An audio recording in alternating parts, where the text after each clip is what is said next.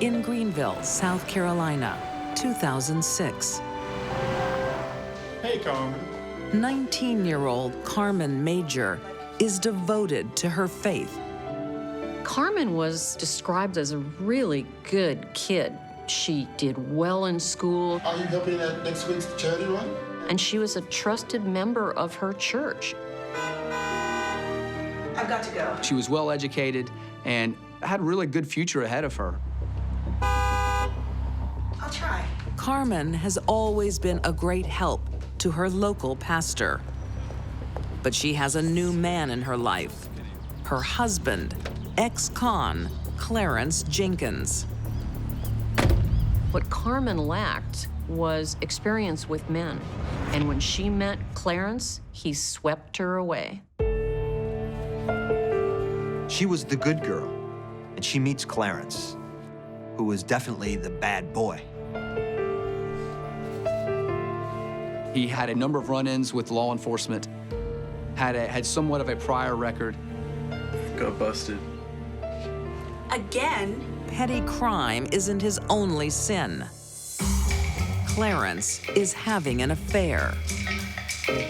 Clarence became infatuated with Grace Davis and ultimately had a romantic relationship with Grace.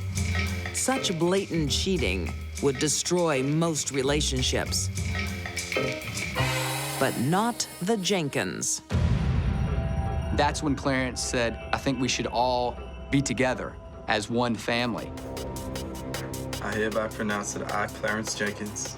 Carmen agrees to turn this menage a trois into a marriage. They actually performed a ceremony representing their love for each other with rings that he gave Carmen and Grace, and they all made a commitment to the family unit. And then they call themselves the organization. It's Clarence, it's Grace, it's Carmen, together forever. Until Clarence's criminal life catches up with him. So he winds up in prison, and what happens then? I like this. Me too. Grace and Carmen, they're at home, and they start looking at each other and think, what do we need him for? When Clarence is released from prison, he rejoins the party. Sure is good to be back home. It's good to have you back. When Clarence came back, he realized that the relationship between Grace and Carmen had began. I'm gonna make this a real homecoming. He forgives them. Look, I was gone, you did what you had to do, but we're back now in the organization, and it's the three of us. But there are two other people in the organization, Grace's children. And soon, things become complicated. I gotta leave. But I need you. I can't risk my kids. She wanted to have full custody of her children. And our Department of Social Services was not going to allow her to raise her two children in the atmosphere in which she was currently living. What's up? Parents, I'm leaving. Grace wanted to be with her children and get her life cleaned up and do the right thing. The Jenkins believe Grace has made a commitment for life. I'm sorry. Leaving the organization is not acceptable. So Clarence and Carmen decided that they wanted Grace Davis to return to the relationship. She did wrong leaving us. We had a commitment. They plan to woo back their lover, not with candy or flowers, but with a terrifying message. Maybe we show Grace how serious we are and what we are capable of. Maybe we do that. And then she's so terrified that she comes running back. That's what we do. They need a messenger. Clarence finds one on the seedy side of town. So Nicole is a known prostitute. 34-year-old Nicole Harris is lured into Clarence's van. He says he's an undercover cop. You're under arrest. I'm not hurting anybody. He told her that if she came along, he wouldn't press charges for her recent prostitution. So she went along with him. Little did she know, she's stepping into the car with the devil in disguise.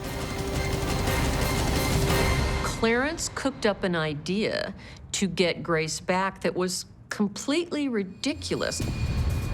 If Grace thinks the three-way marriage is bizarre, she won't believe what they will do to win her back. It is one of the craziest schemes I've ever heard.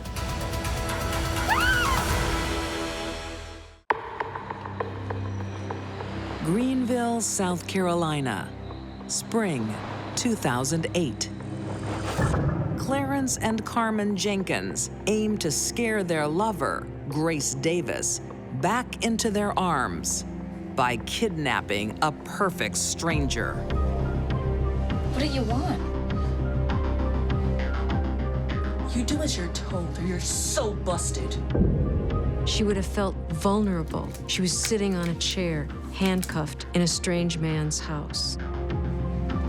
Carmen writes to Grace, not a love letter, but a ransom note. It was about a paragraph long, but it basically said, come back to the organization. This is what happened to people who leave the organization. They leave Nicole tied up all night. By morning, their bizarre plan is escalating. They will use their prisoner as bait, but not live bait. Clarence says to Carmen, "You know what you have to do," and he hands her a wire cable. What are you doing? Carmen obeys.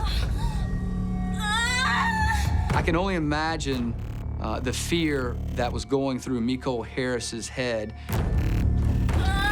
Carmen has the will to kill, but not the strength. Clarence said, "So it takes a man to do this job, huh?"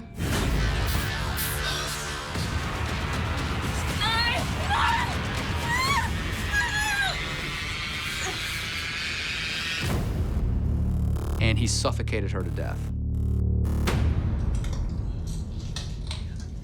Carmen and Clarence are not finished yet. He asks Carmen, get the saw, get the knife, chop off her hands, chop off her feet. Blood would be seeping into the drain, into all the cracks in the grout, and into the sheetrock. 21-year-old Carmen follows her husband's lead. She thought the sun rose and set on this man, and she would do anything he wanted her to do. She is responsible for her own actions, and she participated. Lots of women meet men who are manipulative, and they don't take a saw to another woman's hand and try to cut it off. The packages are ready. A special delivery for their former lover. If you don't come back to the organization, this will happen to you. There's one problem. They don't know where Grace lives. So Carmen leaves the gruesome packages on the doorsteps of Grace's family. They placed one foot in one hand in a bag along with a note at one location, and then another foot in another hand at a different location. The organization bungles this job. So Grace, of course, is not living at either address. Davis family at that time had no idea why someone would leave human remains at their doorstep. Her relatives, they call the cops right away. The police have McCall Harris's fingerprints on file and quickly identify the remains. Once we discovered that the remains belonged to Michaela Harris, law enforcement was able to identify a number of individuals who stated that Clarence Jenkins was the last person that was seen with Michaela Harris. Investigators raid Clarence and Carmen's home and find all the evidence they need. It was obvious that there had been a murder there. There was blood spatter in the bathroom, which ultimately had the DNA of Michaela Harris. The evidence is overwhelming. Carmen confesses and testifies against her husband. In 2012, Clarence Jenkins is convicted of the murder of Michaela Harris. He receives life without parole. Clarence does not care about people. Clarence cares about one thing, and that's his own desires, his own wants, his own needs. And Clarence can rot in jail. Carmen pleads guilty to murder and will spend 40 years in prison. Carmen and Clarence didn't even know Michaela. They just grabbed her off the street. This was a terrible murder. This was a despicable act.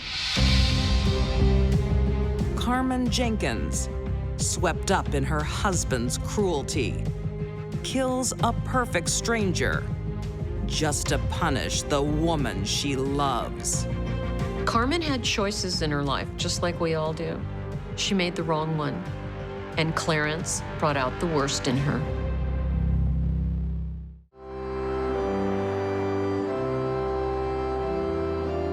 Memphis, Tennessee, 1985.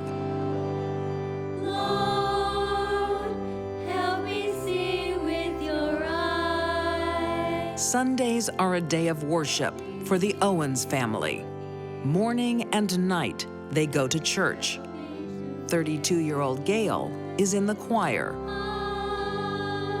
She did appear to be the perfect mother. I mean, she sang in the church. She took care of 2 sons. Her 37-year-old husband, Ron, is a respected member of the congregation. Ron Owens was very active in church as well. He would stay after church on Sunday to coach basketball.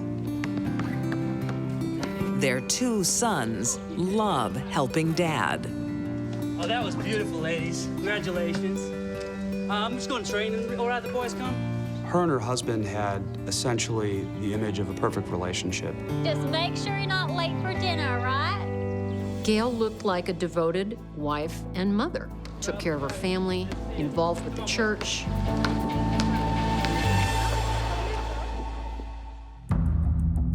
The Christian mom is often on missions in some of Memphis's poorest and toughest areas. A suburban mother driving around some of the meanest streets of Memphis. She stuck out like a sore thumb. It's predominantly black, and she's a white lady in a fancy car. Gail is handing out cash to the poor. She was offering thousands of dollars. Here. Her nickname in the neighborhood became Big Money. But her generosity is causing her family to go broke. Bills started coming back unpaid. Gail wasn't paying the bills, she was hiding them. Debts were piling up. Finished for the day? Yes, I am. Well, you have a lovely evening. Ron has no idea what his wife's up to. It's not the first time she's kept a secret. For a number of years, Gail embezzled money from her employers. And not just the petty cash. She embezzled somewhere around $60,000. Gail's excuse for this was saying that it would ease financial pressure on her husband. In fact, it made financial pressure exist where it hadn't been there before. Ron only finds out about his wife's thieving ways What's going on, Gail? It'll be all right, Ron. when Gail's arrested. She's convicted of 35 counts of forgery. Not only did she have to pay back the money, she was fined. Now the family was under financial strain. Ron mortgages the house and uses their savings to pay Gail's debt to society.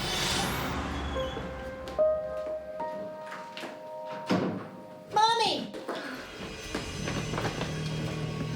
After serving 60 days in jail, Gail comes home to a frosty welcome. I'm going out.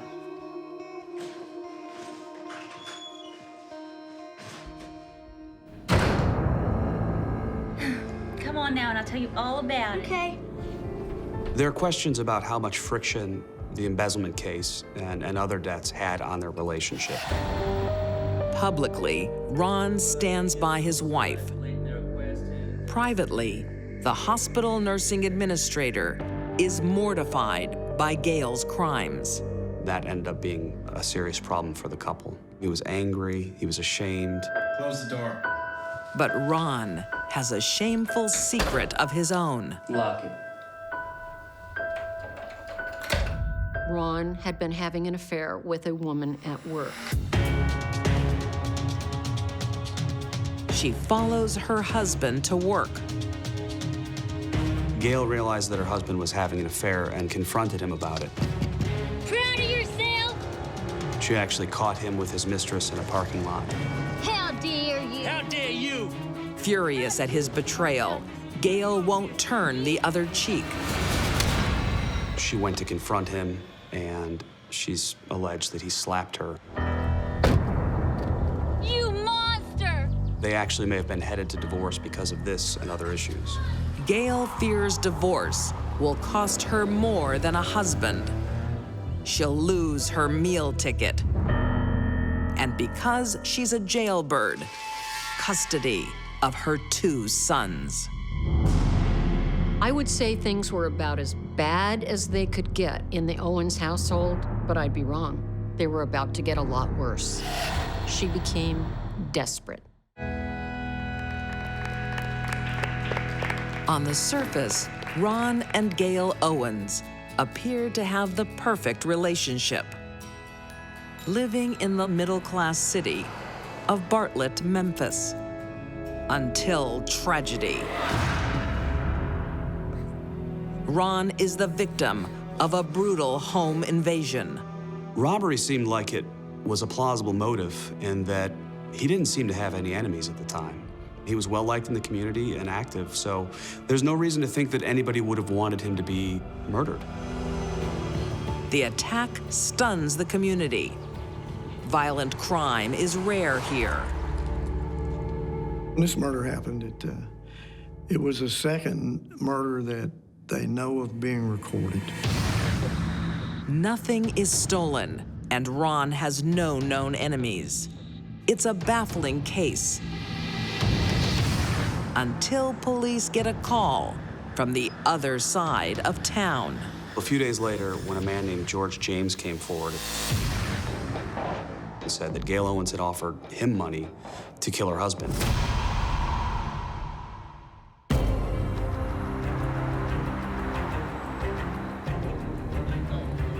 George tells them a crazy tale of a white woman armed with cash, trolling the mean streets of Memphis, looking for a hitman. She drove around for months, in fact, approaching groups of young men.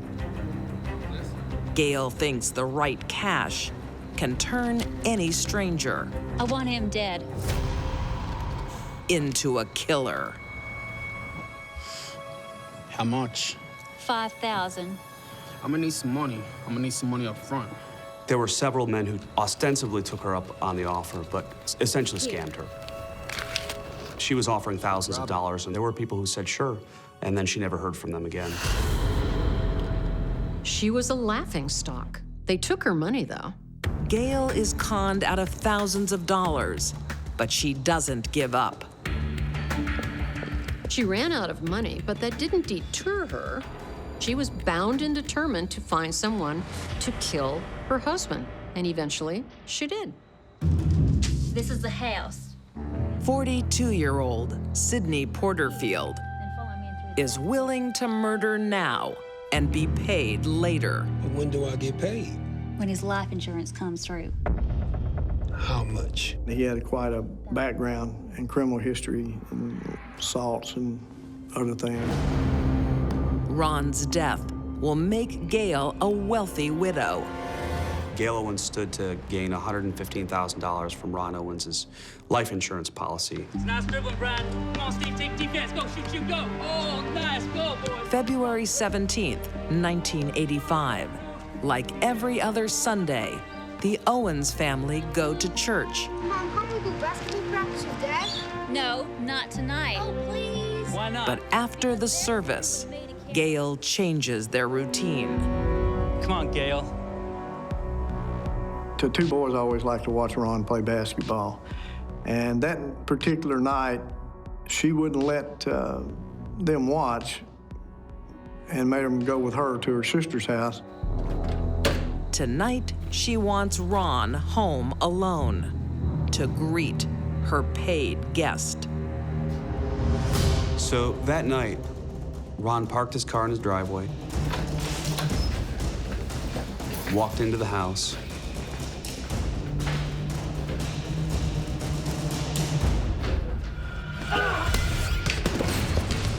is attacked from behind by Sydney Porterfield. Ron is ambushed with a tire iron. There was probably 26 plus blows to the back of his head.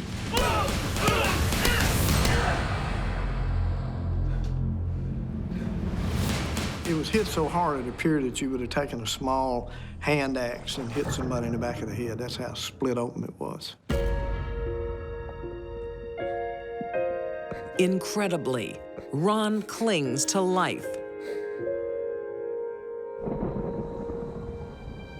Dad? When Gail and her two sons return home later that night, she lets the 11-year-old lead the way.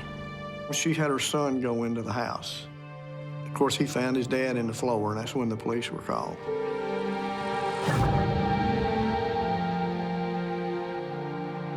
Ron actually lingered for a few hours before actually dying at the hospital.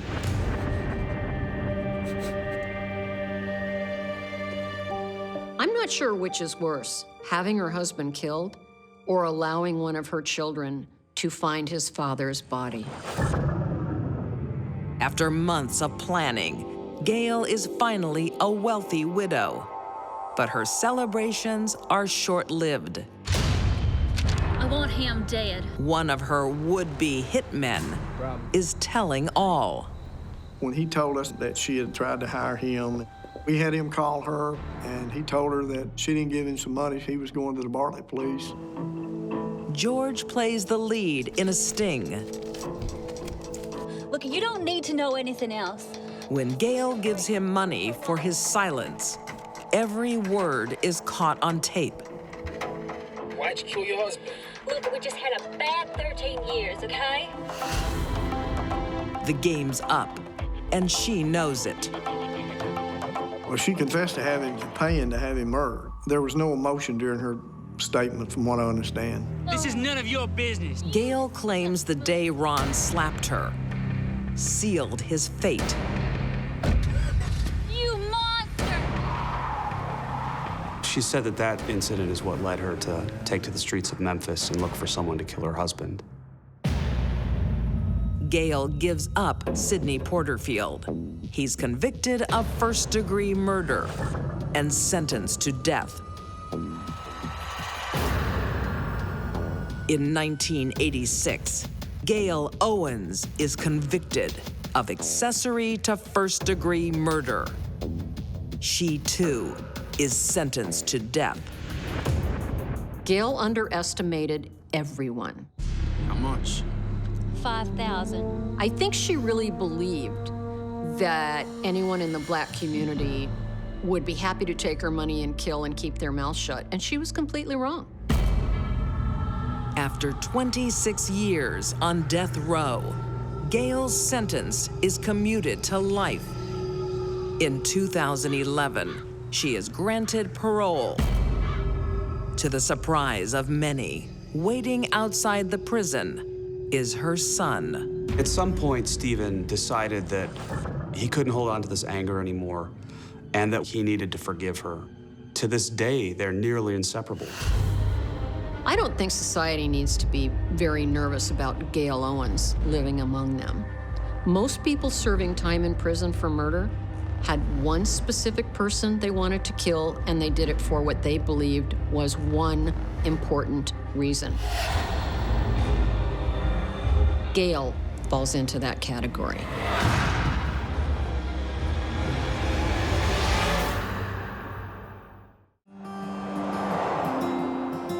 In 2011, in the remote desert town of West Wendover, Nevada.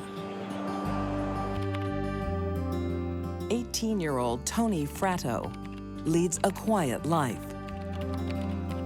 She was a very shy, withdrawn girl, very intelligent, very diligent in her work. Then, everything changes when she meets 18-year-old student Cody Patton. Cody! Tony falls head over heels. I missed you. I've only gone out. She put all her cards into Cody. Well, what can I say? I'm in love. I can't be happy without him. He's my world. Tony definitely was obsessed with Cody.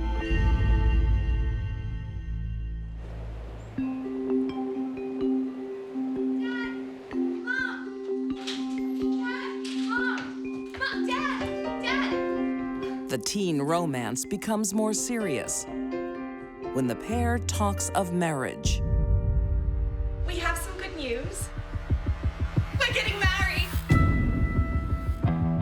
Tony's parents worry. Their daughter's too young. I'll be back. We're gonna go tell Cody's dad. And Cody is a bad boy. Cody had a reputation for having problems throughout his life with anger. Still so young. What if they elope? One day, he'd be sweet and attentive and a good student, and the next, a holy terror. Therefore repent all ye ends of the earth. Tony's parents decide not to fight the teen love and open their home to Cody. What's your favorite passage? They're very good people, and I believe that they thought they could help him with being a constructive family. A glory in my Jesus, for he hath redeemed my soul. A glory in truth. Yeah. It's so great he's living here. They'll also be able to keep an eye on their daughter. I still think you should wait a little longer. I love him and he loves me.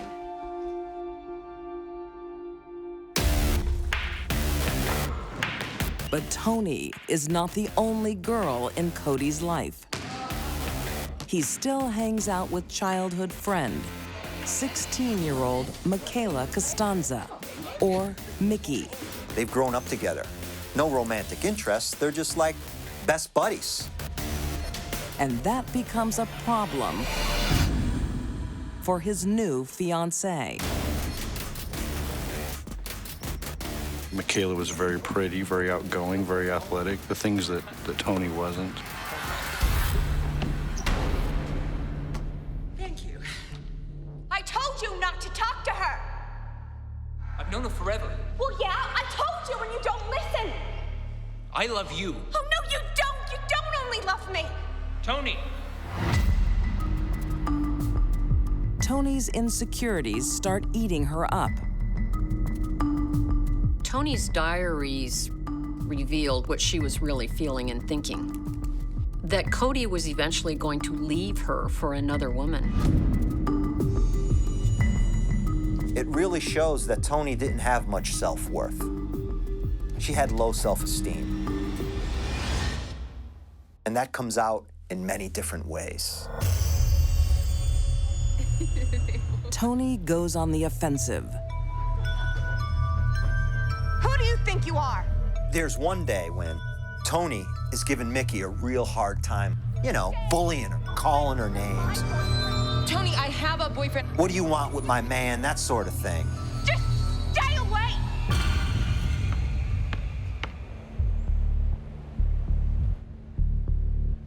Then Cody does something that surprises everyone. Cody had a box cutter and cut Michaela's arm and thought it was somewhat funny and laughed about it. You're insane! So Mickey responds by saying, this guy is crazy. And he's likely crazy because he's with a crazy girlfriend. What should I say? Meet up.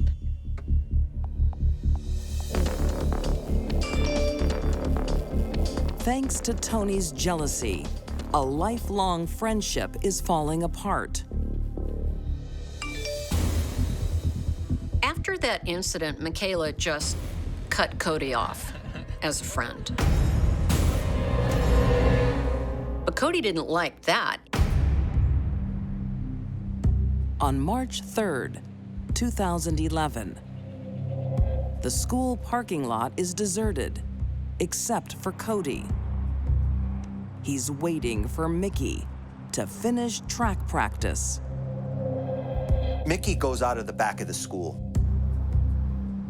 And Cody's waiting for her. Because he knows where she exits the building every day. Cody, you shouldn't be here. Hey, I just want to show you something. He's got an SUV waiting there. You want to show me something? And he gets her over to that SUV. What, in here? Mickey still has trust in her lifelong friend. But she shouldn't. Whoever came along that got in between Tony and Cody, whether it was innocent or not, was going to be a problem. In 2011, in West Wendover, Nevada, teens Tony Fratto and her fiancé, Cody Patton, are at war with Michaela Costanza. On March the 3rd, Cody sets out to prove his devotion. Cody grabs Michaela while she was coming out of school, binds her, and throws her in the back of his SUV. It's time for her to pay. Then he sends a text to his partner in crime and says, "I've got her." That tells me this was in the planning for a long time, and the plan was murder.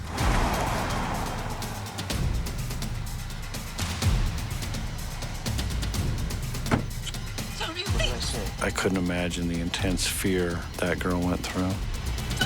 Shut up!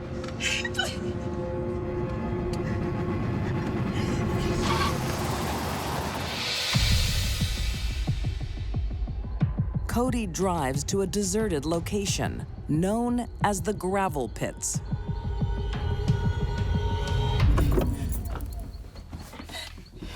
It's going to be the last place that Mickey sees, unfortunately. Cody! Cody, please!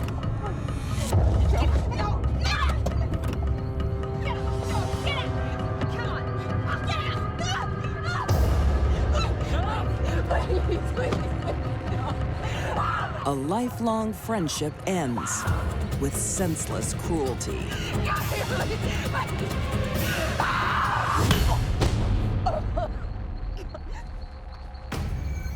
Cody was friends with this girl.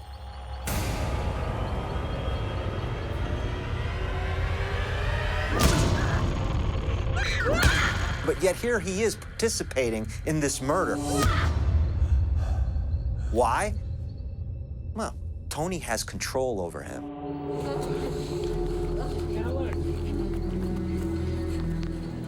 She had sat on her legs and helped cut her throat. It was very up close and personal. It was very, very violent.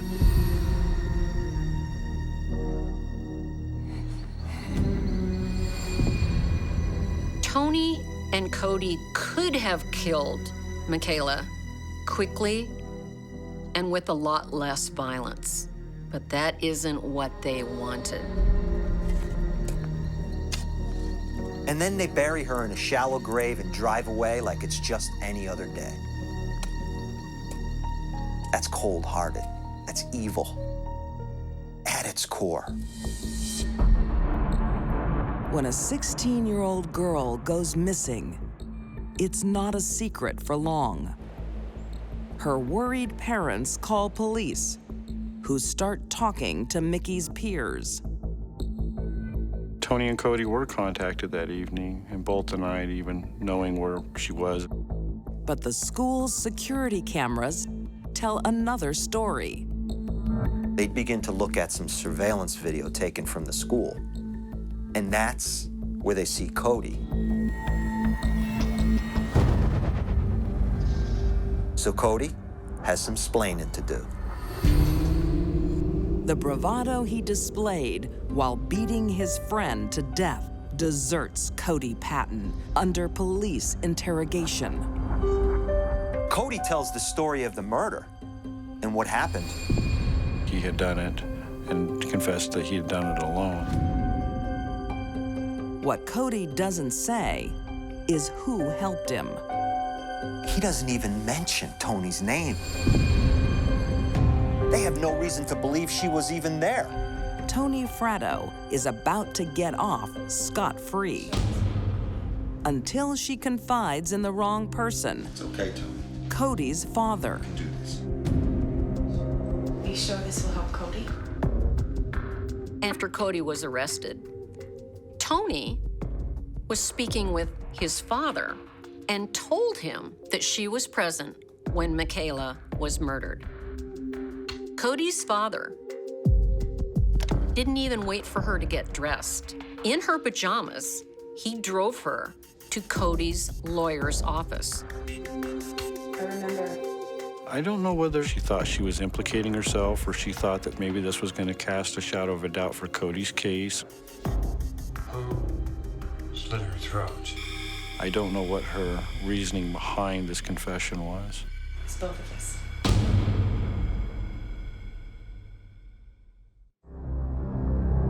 In 2012, the pair is found guilty of murder. Cody Patton receives life with no parole for first-degree murder. Tony Fratto pleads guilty to second-degree murder. She is sentenced to life with the possibility of parole after 18 years. I don't believe it's something any of the community's ever going to forget. Michaela Costanzo will be grieved for many years to come. A wonderful life cut short by her lifelong friend. It's astounding to me how easy it was for Cody to turn on his childhood friend, Michaela. Where's the motive for Cody to kill this girl, this childhood friend of his? Tony has a motive. Cody doesn't really have a motive, other than being loyal to Tony.